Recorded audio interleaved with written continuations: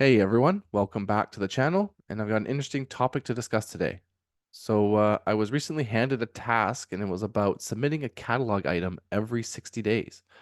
Uh, the interesting part about this was it had to be done on the following Friday. So this meant I had to wait like a minimum of 60 days, and then I needed to hold off until that next Friday. So it could have been anywhere between 63, 64, 65 days, and it just needed to be the Friday. So let's dive in and see how I tackled this requirement.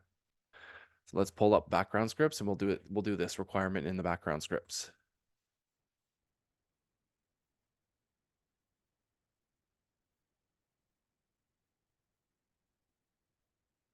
So to start, let's pick a date. And then this is going to be a string, so let's take a date here. Let's go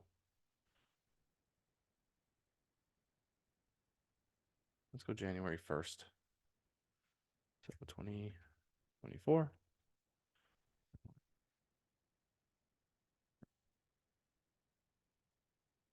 For that, I need to get the day of the week. So let's do that. Uh, Here I have the day of the week that I used for it. So here is the day of the week. This will doing a new glide date time dot get day of the week. So this will return a numeric value from 1 to 7. Numeric value from 1 to 7. 1 being Monday, 7 being Sunday. Next, after that, I need to calculate the date difference in days. So I have that written here for you. So here we go. I get the current date. So I want to get the local date. And then I take the date entered. So I pass in my run date value right here on line 6 and then get local date again. And then this is where I calculate the difference in days right here. So let's pull up this one. Let's take an absolute value. And then let's see what we get in results when we log this. So let's do this. Stop print. Day. Day. Week.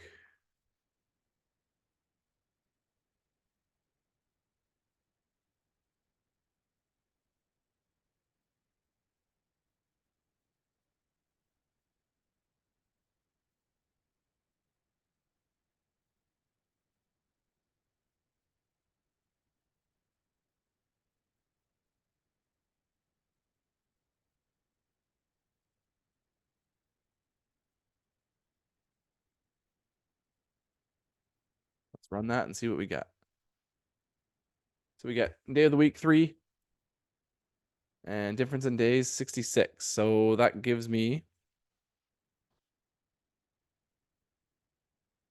Wednesday. So Monday, Tuesday, Wednesday, day of the week 3, and the difference is over 66 days. So that's within the parameters I want. So let's go and do the next part I did for this requirement. So if day of week